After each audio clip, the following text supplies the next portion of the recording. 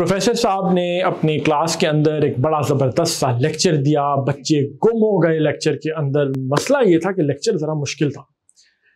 जब 3 दिन के बाद वो क्लास दोबारा हुई तो बच्चे सब परेशान बैठे थे और आपस में मशवरा कर रहे थे कि यार लेक्चर तो बड़ा ज़बरदस्त था लेकिन हमें भूल गया है।